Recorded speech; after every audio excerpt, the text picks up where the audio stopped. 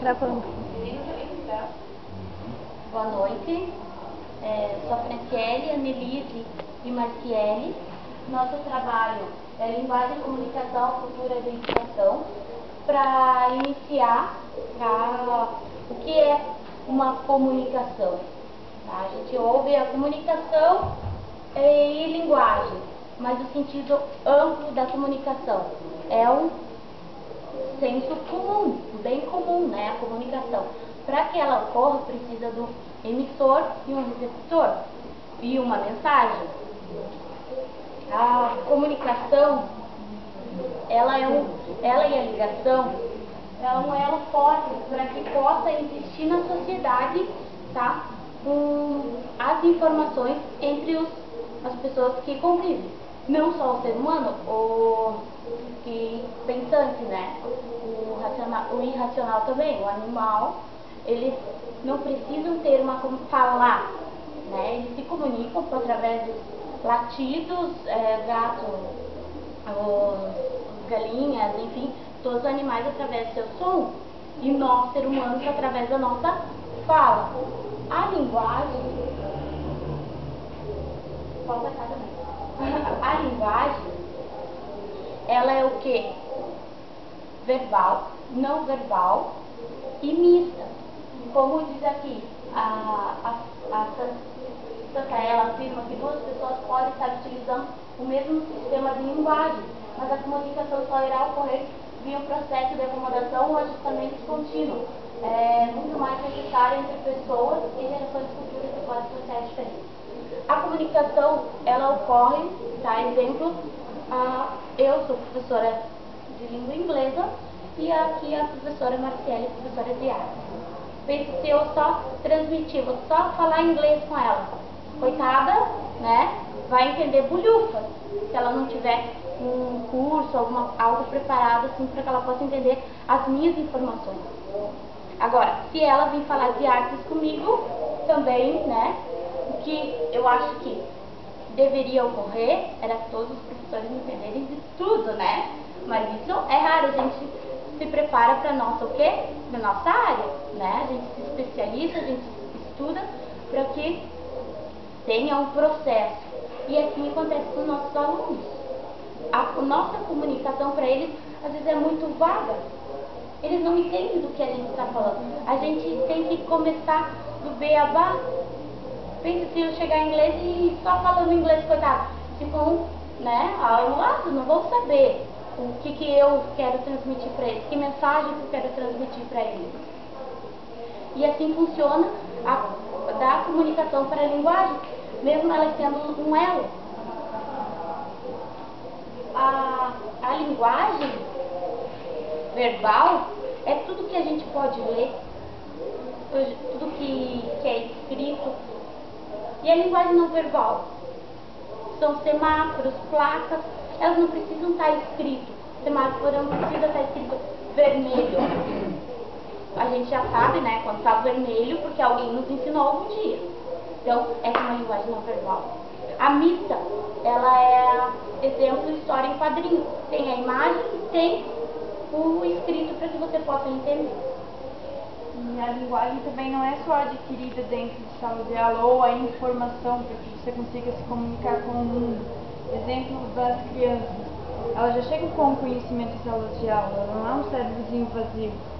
Mesmo, vamos supor assim, elas não sabendo as cores, como a prof que citou o semáforo como exemplo, elas sabem que aquela determinada cor, o pai para o carro, a outra quando troca a cor, vamos por a cor de baixo, geralmente eles falam, o pai anda com o carro. Então elas conseguem fazer também essa leitura de mundo sem ter necessariamente a leitura da escrita, da palavra escrita.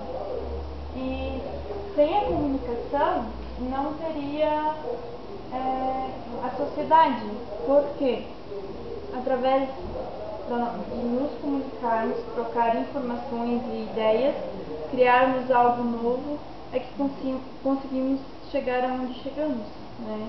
Vamos supor, quando eu descubro algo novo, comento com tal prof ou com tal prof, esse método deu certo, eu vou tentar também, também funcionou comigo. Então essas trocas de informações por meio da comunicação é que faz com que também nos desenvolvamos.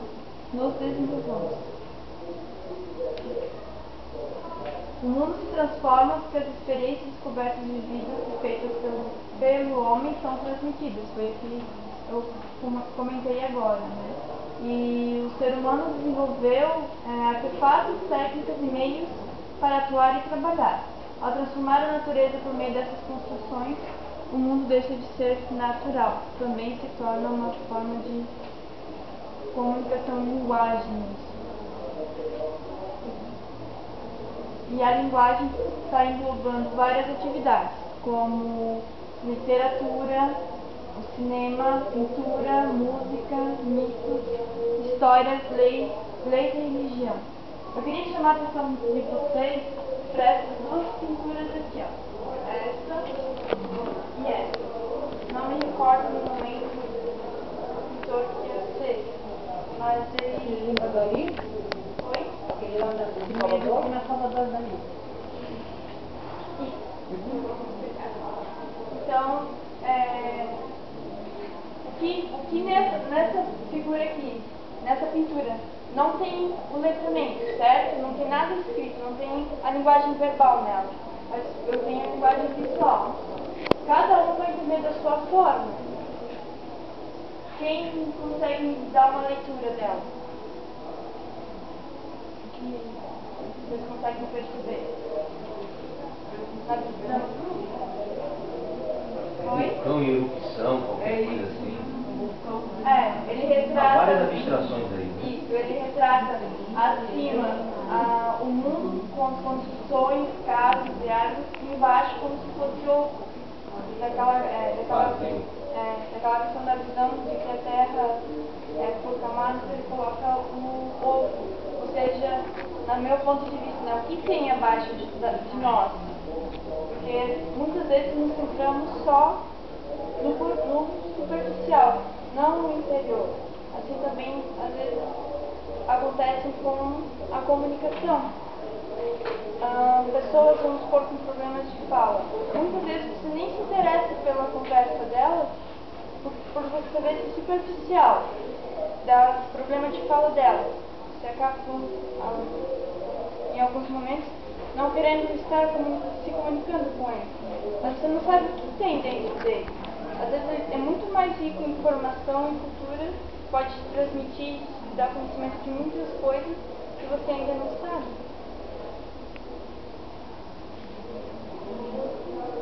Bem, então a comunicação e a educação. A finalidade da educação é transmitir sistemáticos de conhecimentos produzidos e acumulados praticamente pela humanidade e assegurar aos alunos a apropriação ativa desses conhecimentos. Isso diz esse cidadão aqui em 1998, tá? Então, o que ele quer dizer com isso? Que todo o desenvolver da humanidade, desde lá do tempo da pedra lascada até hoje, nós estamos desenvolvendo comunicação, estamos desenvolvendo educação. De que forma nós estamos fazendo isso? No nosso dia a dia, né? No nosso dia a dia nós estamos desenvolvendo essas duas áreas, duas ramificações. Pode passar para a gente? Um dos principais agentes da transmissão do conhecimento é o professor educador. Tá? Os professores são vistos como pesquisadores e um comunicador, um transmissor de ideia, de conceito, de ideologia e de informação. O papel do educador é transformar o conhecimento e transportá-lo para o educando, podendo sustentar que a comunicação é educação e vice-versa. Então, nós temos a maior base do nosso conhecimento vem da escola, né, com o professor, que passa todos esses conhecimentos, transforma, né, em conhecimento para nós, quer dizer, nós, né, professores, transformamos para o aluno. Quando nós fizemos isso, tempos atrás, era só usado, né, como uma colega minha de trabalho fala, aula de cuspe-giz. Fala e espera no quadro e fala. Hoje não, hoje nós temos diversas formas de estar trabalhando essa comunicação, né, e trabalhando a educação em sala de aula. Posso passar para você? Para haver comunicação é preciso que o emissor e receptor estejam em sintonia comum, não idêntico, para que a mensagem seja algo para ser explorado. O que quer dizer isso? Se eu vou falar um assunto para Elaine, tá? Para ela ter interesse em explorar esse assunto, em buscar o conhecimento desse assunto, ele tem que partir de forma que ela não tenha ainda ele no seu dia a dia. Então, eu vou falar sobre orientação educacional, tá? Que é o que eu trabalho. De repente, para ela pode chamar atenção, e para outras pessoas aqui, de repente, não chama atenção, porque já tem o conhecimento disso, né? Teixeira Coelho, 1996, destaca que para a mensagem ter significado, fazer mudança no comportamento dependerá do repertório dessa mensagem. Assim, deve-se fazer distinção entre repertório, ideal e real. O que nós temos de repertório? Eu tenho de repertório isso daqui. O que eu tenho de ideal? O que eu escrevi lá na minha folhinha, que eu não trouxe para cá, que eu quero que aconteça aqui. Mas o que está acontecendo de real é o que eu estou fazendo, tá? Então, numa sala de aula, tá, o professor vai lá, se prepara todo, faz toda a sua programação para aquele dia de aula. Entra na sala de aula, aparece uma bela abelha voando. O que acontece? Para onde foi a aula do professor? Para a abelha. Tá? Então, fugiu do repertório, fugiu do ideal e foi para o real. Ok? A informação tem por finalidade mudar o modo de como o destinatário vê algo. Exemplo, uma avaliação. Tá. Eu pego e faço uma avaliação desse nome, né? O aluno lê, né, a questão e chega lá, na resposta, esse aluno encontra duas questões, como podendo assinalar duas. Por que isso? A interpretação, o que eu quis passar com aquele enunciado? E o que a criança entendeu com o enunciado? Portanto, precisa haver um repertório de forma que quem vai ter o contato entenda o que eu quero. Que a mensagem seja passada o que eu quero. A informação, né? não pode perder na comunicação. Não pode. Né? Então, a mensagem tem que ser clara, né? E também ajustada no vocabulário, né? De forma que seja adulto, criança, entenda. Né? Pode passar. Um exemplo disso que ela falou, eu presenciei quando estava fazendo estágio em 2008. A professora colocou atividades de português com palavras com SS e cedilha, mas escritas na grafia errada. E o aluno tinha que escrever da forma correta. O inicial da questão era: escreva a palavra correta. Aí tinha a palavra correta, a palavra errada e a linha para o aluno escrever qual das duas opções, no caso, era certa. Teve um que preencheu todas as linhas com a palavra correta, porque estava escrito a palavra correta. Então ele teve esse entendimento, não foi, aconteceu essa falha de comunicação. Então, Aristóteles chamava isso de maiêutica, né? É a forma com que você elabora as suas perguntas, né? Às vezes o professor ele peca por não saber elaborar uma boa pergunta. Exatamente. Então, assim, ó, no nosso texto, eu até indico para vocês fazer uma leitura desse texto, que é muito interessante, muito rico, principalmente para nós professores. Ele traz muito esclarecimento para o nosso dia a dia de trabalho, tá? É bem interessante. A nossa amiga que continua a conclusão, ela não está, tá? Então, para concluir, fechar o nosso tema, né? Vou dar uma nota. O que é uma boa comunicação? O que é uma boa educação? Como é que a gente pega esses dois que eles são bem ligados um ao outro no nosso dia a dia, né? Então, para ter o sucesso disso aí, nós vamos ter que trabalhar os dois de forma unida, né? De forma clara objetiva, né, digamos, né, bem como na contação da história, todos aqui entenderam perfeitamente, né, o fato dela passar a pena vermelha em volta do pássaro estava passando para nós uma comunicação, né, uma mensagem. Pode passar para o.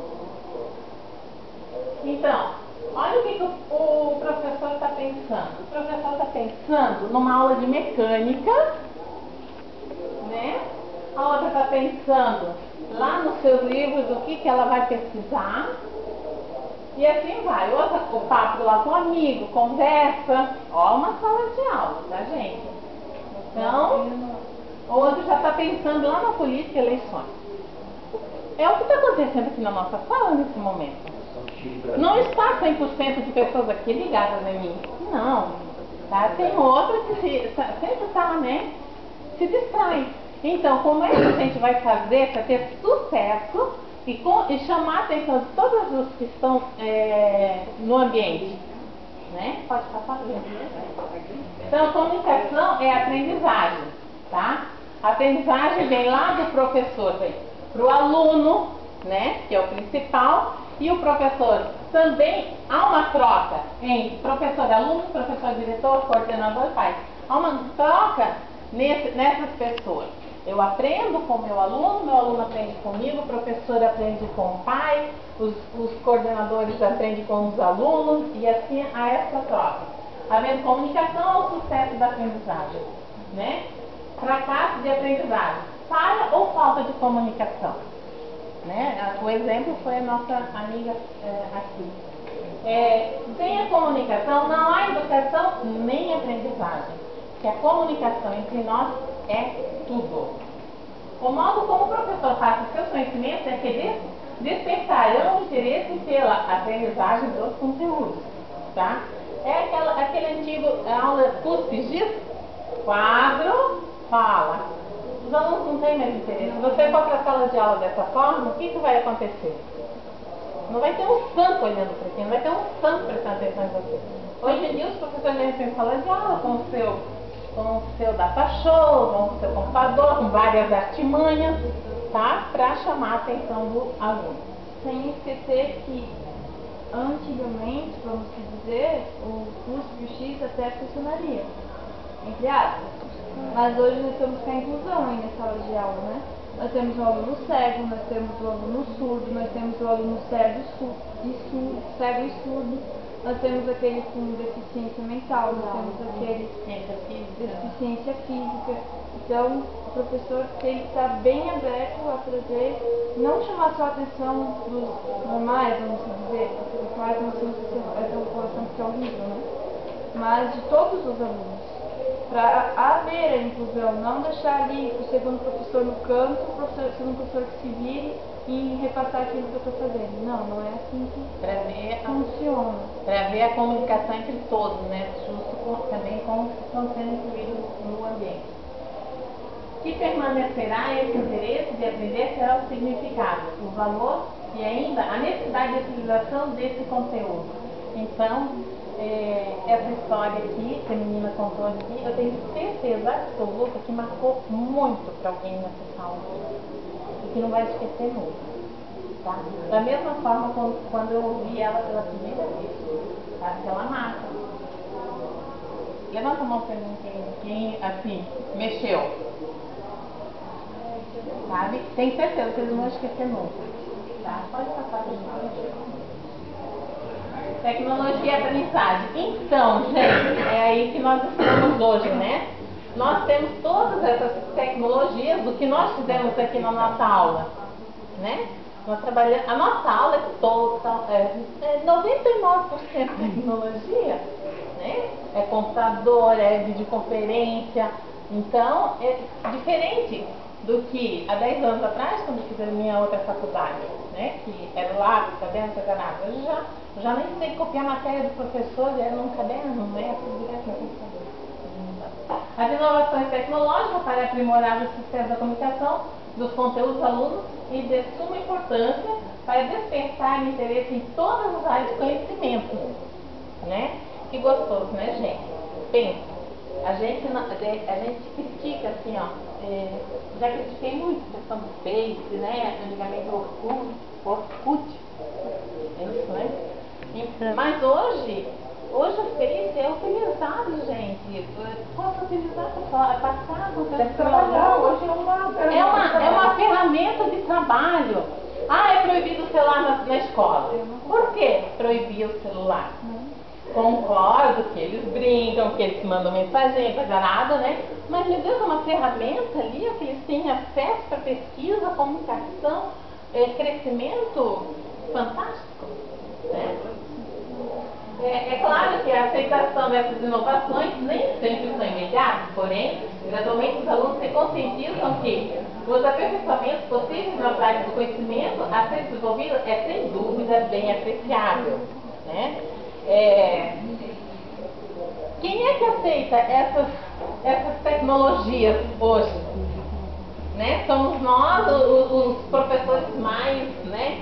Mais recente formados, né? Os mais, um pouquinho, assim, que tem um tempo mais de serviço, assim, né? Não quero falar isso. Os mais conhecidos, os com mais experiência, né? Os mais tradicionais, eles têm um certo receio. Mas tem uma certa resistência. Pela própria dificuldade. É a palavra correta, perfeitamente. Então, para de falar. Então, é que eles não vão perguntar.